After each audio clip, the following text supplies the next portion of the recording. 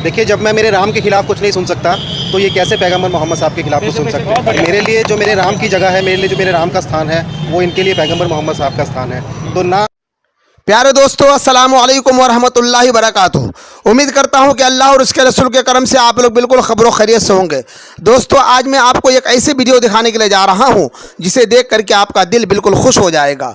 खुश होने वाली बात ही है क्योंकि नरसिंहानंद के खिलाफ मुसलमान ही नहीं बल्कि हिंदू भाई भी हैं और हिंदू भाई मुसलमानों के सपोर्ट कर रहे हैं और करनी भी चाहिए, क्योंकि ऐसे ऐसे बाबा, ऐसे ऐसे पाखंडी के खिलाफ सबको होनी चाहिए। तो दोस्तों, वीडियो को छोड़ के मत जाना, पूरी वीडियो को देखिए और वीडियो को देखने के बाद उम्मीद है कि आपका दिल बिल्कुल खुशी से मचल जाएगा। और अब वीडियो में देखिए कैसी कैसी बातें हमारे हिंदू भाई कहे हैं, सुनिए और वीडियो को देखिए। चैनल को सब्सक्राइब करिए, लाइक करिए, शेयर करिए और कमेंट में अपनी राय दें। हमारे साथ मौजूद हैं जनाब दीपक दूसिया साहब और बहुत जानी मानी शख्सियत है संगम विहार की। आइए जानते हैं इनसे कि पुलिस ने हमें क्या आश्वासन दिया है। देखिए, जब मैं मेरे राम के खिलाफ कुछ नहीं सुन सकता तो ये कैसे पैगंबर मोहम्मद साहब के खिलाफ कुछ सुन सकते हैं। मेरे लिए जो मेरे राम की जगह है, मेरे लिए जो मेरे राम का स्थान है, वो इनके लिए पैगंबर मोहम्मद साहब का स्थान है। तो ना हम किसी के बारे में गलत कहें और ना इन सारी चीज़ों से बचें और ना हम किसी के बारे में गलत कहें और ना हम सुने। ये हमें भी समझना पड़ेगा और मेरे उन साथियों को समझना पड़ेगा जो मुझे शाम से फ़ोन कर रहे हैं और मुझे ये बताने की कोशिश कर रहे हैं कि मैं इनके साथ क्यों खड़ा हूँ। मैं इसलिए खड़ा हूँ क्योंकि आज कुछ मेरे लोग गलत हैं, इसलिए मैं इनके साथ खड़ा हूँ।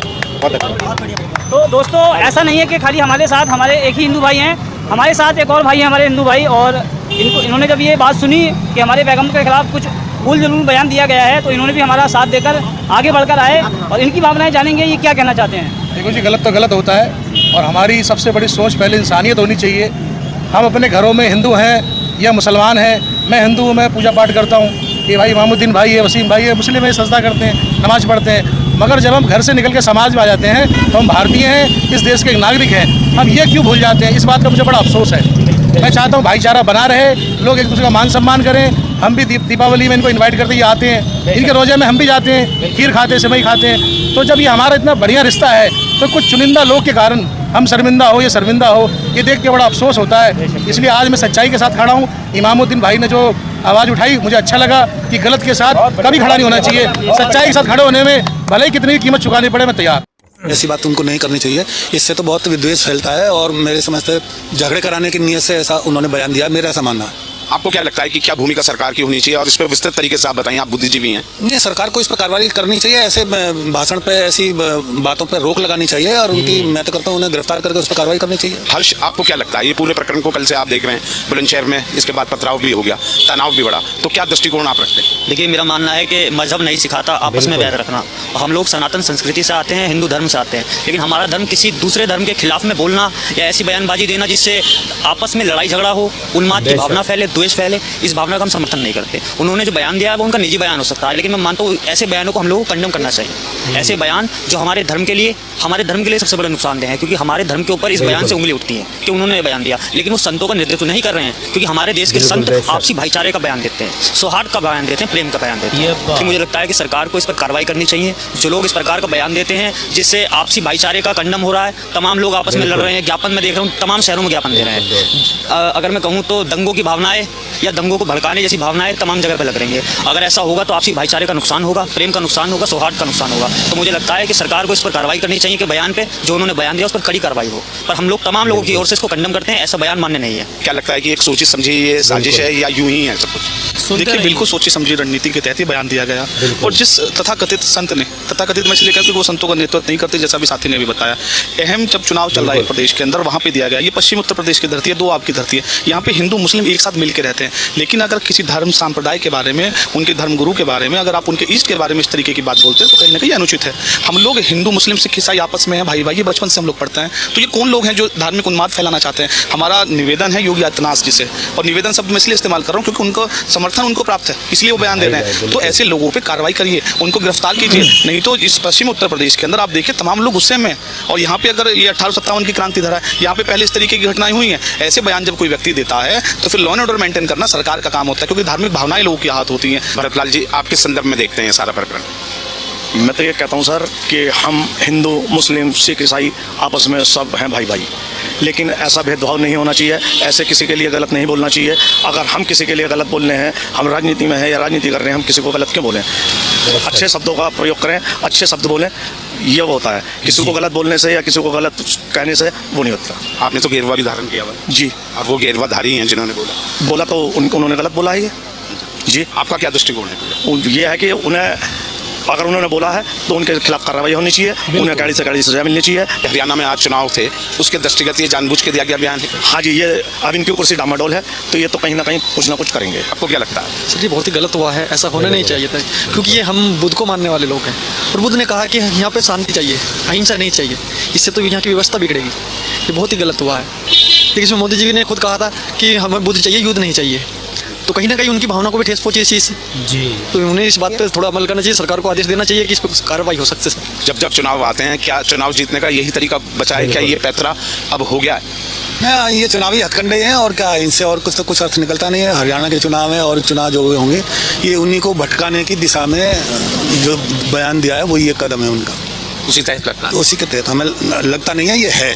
तो इसमें सरकार की भूमिका आप कहाँ देखते हैं? सरकार की भूमिका, सरकार को कड़ी कार्रवाई करनी चाहिए। मैंने तो पहले भी कहा गिरफ्तारी होनी चाहिए ऐसे लोगों की, इनको ऐसे बयानों से बाज आना चाहिए, उन पर कड़ी से कड़ी कार्रवाई। और मैं तो गिरफ्तारी की बात करता हूँ, कार्रवाई तो अपनी जगह, पहले इन्हें गिरफ्तार करके जेल में डाला जाए। इन्हें पता होना चाहिए कि ऐसे बयान देने से क्या फर्क पड़ता है। इस बयान को किस संदर्भ में आप देखते हैं? क्या ऐसे बयान चुनाव जीतने की एक गारंटी मान लिया जाए?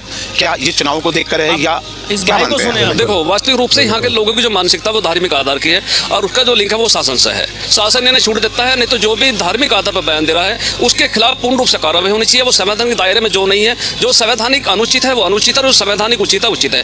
धर्म चाहे कोई सा भी हो, वो हमें आगे बढ़ने की शिक्षा देता है, न कि पीछे हटने की। अगर कोई भी सरस्वती, ये जितने भी हैं साढ़े के साढ़े आडंबरवादी हैं, भाई जो आडंबरवाद फैलाते हैं। मैं खुद भी हिंदू हूँ, लेकिन हिंदू होने का मतलब ये नहीं है कि मैं किसी के धार्मिक रूप से किसी को ठेस पहुंचाऊं। जितने भी कुल मिलाकर मेरा कहने का मतलब है जो भी स्टेटमेंट है वो पूर्ण रूप से गलत है। मैं चाहूंगा कि भारत सरकार और माननीय मुख्यमंत्री योगी जी वो इनके खिलाफ सख्त से सख्त कार्रवाई करें। अगर वे इनके खिलाफ, क्योंकि जिन लोगों के खिलाफ हम बोल रहे हैं, एक दूसरी बात ये भी है कि जो यहाँ का मुसलमान है वो कोई विदेश से आया हुआ नहीं है, वो सारे के सारे हमारे से कन्वर्ट है। उनके खिलाफ बोलने का मतलब क्या है? और अगर हम धार्मिक आधार पर, अगर ये साधु सन्यासी जी नाम साधु बना करके बैठा रहे हैं, धर्म के हम जिम्मेवार बना रहे हैं, मैं ठेकेदार सब यूज नहीं करने का, अगर ये लोग भी जो है अगर धार्मिक उन्माद फैलाने की बात करेंगे तो जनता का क्या विश्वास रह जाएगा? कुल मिलाकर पूर्ण रूप से गलत है। इनके खिलाफ संवैधानिक कार्रवाई होनी चाहिए। योगी साहब को देखिए, किसी भी धर्म के खिलाफ बयानबाजी, या तो हमें इसकी चीज़ की भाई पूर्ण जानकारी हो, और नहीं तो फिर हमें किसी भी धर्म के बारे में, किसी भी धर्मगुरु के बारे में ऐसा नहीं कहना चाहिए। सरकार को इन चीज़ों से बचना चाहिए, और जो चीज़ ऐसी फैलाते हैं लोग, उन पर लगाम लगानी चाहिए। और मैं किसी भी धर्म के समुदाय से भी कहूँगा कि मतलब कानून को अपने हाथ में न लें। दंगा फसाद ये जो है ये चीज़ नहीं करनी चाहिए। उसकी रिपोर्ट दर्ज कराएं, उसके लिए कानून है, अदालत हैं, वकील हैं। कानून अपना काम करेगा, केवल अपनी शिकायत दर्ज कराएं। कानून निष्पक्ष जांच करेगा और निष्पक्ष ही कार्रवाई करेगा। भारत धर्मनिरपेक्ष देश है भाई, भारत धर्मनिरपेक्ष देश है। धर्मनिरपेक्षता हमें संविधान में मिली है। संविधान से बढ़कर अब हमारे देश के प्रधानमंत्री हैं वो संविधान के अंतर्गत हैं, आप और हम भी संविधान के अंतर्गत हैं, हम जो बोल रहे हैं वो भी संविधान के अंतर्गत है। जो भी हमारे देश में किसी भी डिपार्टमेंट से संविधान में वो संवैधान के दायरे में। इसलिए संविधान से बाहर हम साधु होने के बाद अब सब क्यों कह रहे हैं? किसी की भावनाओं को धार्मिक आधार पर ठेस क्यों पहुंचा रहे हैं? जब हमें ये भी पता है कि वो भी, अब आप देखिए किसी भी गली मोहल्ले में चले जाओ, वहाँ हर समाज के लोग मिलेंगे। अगर शादी ब्याह की बात ना हो तो धर्म की कहीं जरूरत नहीं पड़ती किसी को, शादी ब्याह में ही हमें जरूरत पड़ती है। अब ये हमारे देश में लोग एक साथ मिलकर जीना चाहते हैं, लेकिन हकीकत क्या है? जो हमारे ऊपर जो कुछ राजनीतिक लोग, जिन्हें मैं उन्हें असामाजिक तत्व भी कहूँगा, वे लोग बैठे हुए हैं, वे बिना वजह के धार्मिक उन्माद फैलाने काम करते हैं ताकि उनका अपना राजनीतिक उल्लू सिद्धा हो सके। इनके खिलाफ मैं उनसे अनुरोध करना चाहूँगा माननीय मुख्यमंत्री महोदय से, योगी आदित्यनाथ जी से, इनके खिलाफ धार्मिक आधार पर अगर कोई उन्माद फैला रहा है उसके खिलाफ सख्त कार्रवाई होनी चाहिए। ये भी कार्रवाई के दायरे में आने चाहिए, क्योंकि इन्हें कोई धार्मिक आधार पर उन्माद फैलाने का या कोई अभद्र भाषा यूज करने को कोई सर्टिफिकेट नहीं मिल गया। अगर कोई हमारे यहाँ साधु है तो साधु होने का मतलब आप रिकॉर्ड निकाल कर देखो। ये बाद में सरस्वती लगा रहे हैं, महाराज लगा रहे हैं, अब बताओ ये कहेंगे राजा महाराजा रहे हैं क्या? ये इनके पुराने अगर रिकॉर्ड निकाल लोगे, कोई इनमें से चोर मिलेगा, कोई कुछ मिलेगा, कोई कुछ बैकग्राउंड अगर देखोगे। मेरा अपना अनुमान है, मैं निश्चित नहीं करा, मेरा अपना अनुमान है इनका बैकडोर बहुत डाउन मिलेगी और सोशल वर्क से इनका कोई लेना देना नहीं है, इसलिए इनके खिलाफ मैं तो आपसे भी चाहूंगा आप इसमें प्रयास करें, इनके खिलाफ कार्रवाई होनी चाहिए। आपको आप किस संदर्भ में देखते हैं इस बयान? देखो इलेक्शन नज़दीक है तो हीट ऑफ द मोमेंट लाजमी है। कभी भी इलेक्शन के नज़दीक कुछ भी जो है कोई भी पॉलिटिकल स्टंट कुछ भी आता है तो उसमें मैं अनुरोध यही करूँगा कि जो आम पब्लिक है वो उसमें इन्फ्लुएंस ना हो, क्योंकि अगर आप बहुत अच्छे लेवल पे काम कर रहे हैं, सोसाइटी में बड़े अच्छे लेवल पे काम कर रहे हैं, तब भी मैं इसको उनको रिक्वेस्ट करूँगा कि उन लोगों को आगे बढ़ के आना चाहिए कि प्रशासन और या योगी प्रशासन या मोदी प्रशासन को उसमें कंट्रोल करके जो है सिचुएशन को जो है ना ऐसे संभालना चाहिए कि सब लोगों को जो है जीने का हक हैगा। एक ही धर्म के लोगों का यहाँ पे जो है ना शुरू से मैं काफ़ी मतलब सालों से इतिहास रहा है कि काफ़ी धर्म के लोग यहाँ रहते हैं और इतने धर्म है यहाँ पे जो है, इतने धर्म के बावजूद भी आज ये जो है ना पूरा एकजुट होकर के हिंदुस्तान यहाँ रह रहेगा। ये जरूर बोलूँगा कि एजुकेशन के नाम पे आप जो है एक चीज़ कह सकते हो कि एजुकेशन जो है ना सबके लिए बहुत ज़रूरी है। एजुकेशन में सबका डेवलपमेंट का एक अग्रसर होना बहुत ज़रूरी है, लेकिन अगर इसको जो है धर्म की आड़ में देखोगे तो धर्म की आड़ में नहीं देखना चाहिए, इसको एकजुट तरीके से ये देखना चाहिए कि अगर डेवलपमेंट होना है। दोस्तों लगे हाथ जरा इस पाखंडी की भी सुनिए, अब किस तरीके से रो रहा है, बिलबिला रहा है और सीएम योगी को उल्टी सीधी बातें कह रहा है।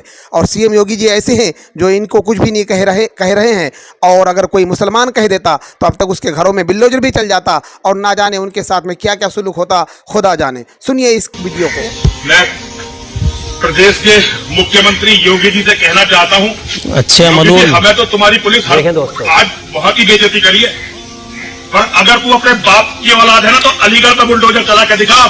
योगी जी से कह रहा है मैं तो केवल अपने लड़कों के लिए लड़ना चाहता, औरतों की लाशों को घुमाने वालों का समर्थन कर रहे थे तेरे यूपी में, बताइए अब तू ये दिखा तेरे बुलडोजर मजाल इसकी कर ले, जो हमें मार दे, मरना मंजूर है, जो कर सकता हो कर ले हमारे साथ। आज तेरी पुलिस ने जो बेइज्जती करी है ना, आज जो बेइज्जती करी है मेरी, सारी जिंदगी से भूलूंगा नहीं, इसे भूलूंगा नहीं। आज जो केवल मैं अपने बच्चों के लिए लड़ रहा हूँ ये गलती है मेरी, और तू राजा बन के बैठ गया।